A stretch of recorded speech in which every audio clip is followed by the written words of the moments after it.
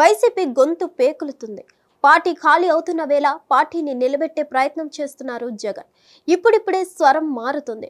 ఒక్కో స్టెప్ పక్కా ప్లాన్ తో ముందుకెళ్లాలని చూస్తున్నారు. వైసీపీ పార్టీ నుంచి పెద్ద ఎత్తున నేతలు బయటకు వెళ్తున్న వేళ ఉన్నవారితో రాజకీయం చేయాలని జగన్ భావిస్తున్నారు. అందుకే కుదిరినంత మేరకు నేతలను క్రియాశీలకం చేస్తున్నారు. తన వెంట ఉండే వారికి తప్పకుండా ప్రాధాన్యం ఇస్తానని చెబుతున్నారు. ఎన్నికల్లో ఓటమి తర్వాత చాలా మంది సైలెంట్ అయ్యారు. కొందరు అజ్ఞాతంలోకి కూడా వెళ్లిపోయారు.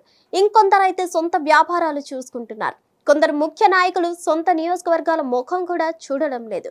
ఈ తరుణంలో జగన్ జిల్లాల పర్యటనకు సిద్ధపడుతున్నారు. ప్రస్తుతం ఆయన విదేశాల్లో ఉన్నారు. వచ్చిన వెంటనే ప్రతి పార్లమెంట్ నియోజకవర్గంలో వారానికి 2 రోజుల పాటు ఉండనున్నారు. అక్కడికక్కడే నిర్ణయాలు తీసుకోనున్నారు.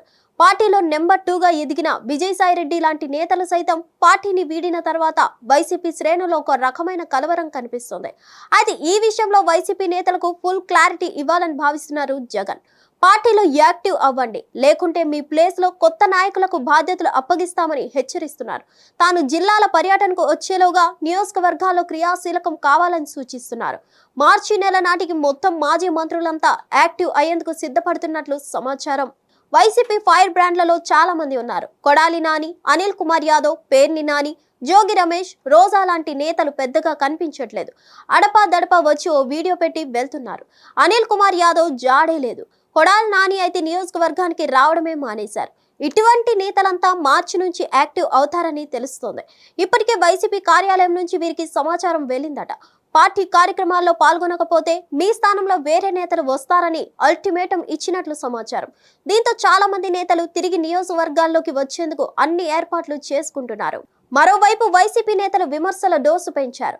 కూటమి ప్రభుత్వాన్ని టార్గెట్ చేస్తున్నారు. రాష్ట్ర ఆర్థిక పరిస్థితి బాగాలేదని, పథకాలు అమలు చేయలేమని చంద్రబాబు తేల్చి చెప్పారు. దీంతో గతంలో ఎన్నడూ లేని విధంగా వైసీపీ నేతలు ఒక్కసారిగా చంద్రబాబు తీర్పుపై మండిపడ్డారు. మాజీ మంత్రి అంబటి రాంబాబు అయితే సంపద సృష్టి లేదు, సంపంగి పువ్వు లేదు అంటూ వ్యంగ్యంగా మాట్లాడారు. టీటీడీ మాజీ చైర్మన్ కరుణాకర్ రెడ్డి అయితే ఓ రేంజ్ లో విరుచుకుపడ్డారు.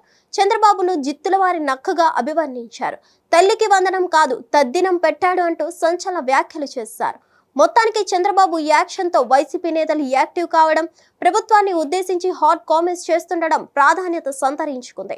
జగన్ జనాల్లోకి వస్తే మాత్రం పొలిటికల్ హీట్ పెరగడం ఖాయం. హిట్ టీవీ యాప్ ని డౌన్లోడ్ చేసుకోండి. ఇందులో short news, live news, entertainment movies అన్ని అవైలబుల్ గా ఉన్నాయి. Please download Hit TV app. Hit TV app. Hit TV యాప్ని ఫ్రీగా డౌన్లోడ్ చేసుకోండి.